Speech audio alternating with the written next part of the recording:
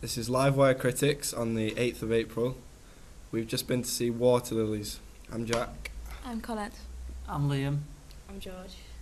Water Lillies is about a bunch of Parisian teenager girls sort of in a synchronised swimming team, and it's a sort of coming-of-age drama. It's quite a different take on the kind of. You couldn't class it as a teen movie, but it's pretty liberal, and I haven't really seen much like it before. It's kind of like a teen movie, except it's more of a drama than a teen comedy, I guess. Yeah, basically the plot of it is there's a girl who's on the synchronised swimming team who's going out with a boy on the watercolor team, and there's two best friends who one of them's on a swimming team and one of them's not. The one who is in love with the guy, and the one who's not is in love with the girl, which is pretty much the setup of it. So you'd think, just by hearing that it would be kind of a teen sort of film, but it's really not. It's more about the angst of teenage. Yeah. And it doesn't end up how you think it would end either, because the girl doesn't get the guy and the other girl doesn't get the girl, so they just end up where they were originally, but they've discovered something along the way. Yeah. Sexuality. Yeah, it was like one of the central themes, definitely the emotional, also physical awakenings. And there was all this like repetitive metaphor of the swimming pool, which I found to be quite powerful, like as it progressed. Like the idea of this swimming pool representing womanhood for all these girls and this entire new world. There was a lot of confusion in the film, I thought, like, in the characters. I mean, they're all confused in their own way. Well, she is a bit, because she does think at first that if she throws herself at him shamelessly, that he'll decide to love her. Well, yeah, she thinks he loves her, but he doesn't. You know, when he goes into her room, she's like, oh. But he's clearly there just for one thing. Yeah, I think it's kind of cool how she sort of gets the high ground in the end over all of the other characters who like seem to shun her. Like her best friend Marie sort of says, "Oh, I'm sick of your childish crap," as she says. But in the end, she's the one. She wants to.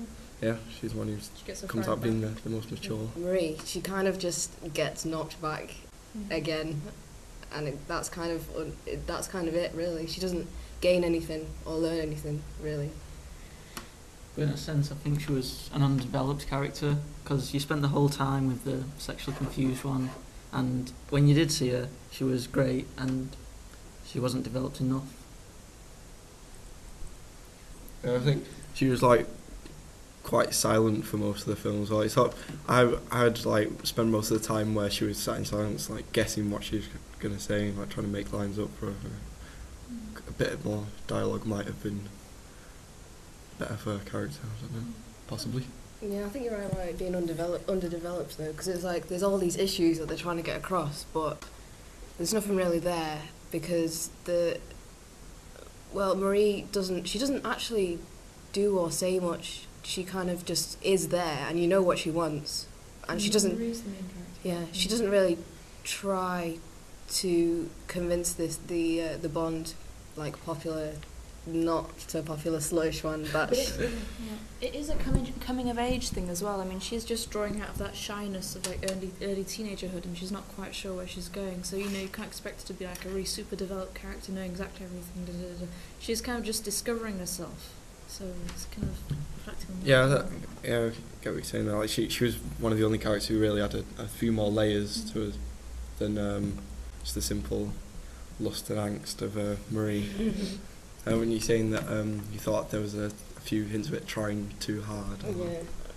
I just Care to elaborate? Yeah, well, it was just like, oh, we've got teenagers. How old are they supposed to be? 15. And it's there's the first sex thing, the first boyfriend thing. Then there's the lesbian thing, and then the best friend thing. It's just like none of them are really go anywhere. You know they're all there, but just like we'll stick as many things in as possible, and then it'll be a good film. But it doesn't really work for me, to be honest. It doesn't tie itself up at the end, does it? Yeah. It just sort of finishes.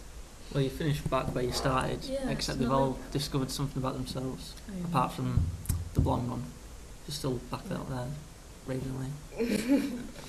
I think some of the presentation of men was quite funny. Like at the end, it was basically it was at this party, and there's all these half-naked polo team guys jumping around on each other. I think it's not very subtle, I don't think, but it was. I think it was trying to develop them as something else, something not to be on a higher pedestal and harder to get to. That's why there's only one male character who actually was given a name and developed it all, which was Francois. Yeah, that's one. And he wasn't developed much at all, and he was a bastard. Yeah, pretty much. I don't think it's aimed at confused teenagers either. They just end up totally messed up more than usual. But I'm not really sure, because it didn't really appeal to me, and I don't think it would appeal to someone of the age group of the characters. I think it would appeal to the age group, just it was presented unpatronisingly, so you'd think it's not right and you wanted to be pandered to, but you weren't. I thought it was quite impressive as well, considering it was a debut for the director. I was quite impressed with some of the music as well, actually. That was quite cool. It reminded me of 80s cheesy. Yeah, it really reminded me of Clockwork Orange. It Lost in Translation. You know, some of the synthy stuff. Yeah, I thought it was quite good. And Lost in Translation, where they use a kind of very electro soundtrack to it. Yeah. Don't have any expectations though, because it's quite difficult to pin down. Yeah, I'd recommend it, though the only major problem was that they played it out too much with the cinematography and the sexually confused girl. It was just like, I don't even know her name, that's just a name. I didn't like it that much, so yeah, I wouldn't really recommend it to anyone that I knew. Well, the last time I did this podcast, I saw My Blueberry Night, so wouldn't recommend that to anyone. So this is definitely an improvement on that. I would recommend it. I think it's kind of sweet in its own way. Yeah, I'd recommend it.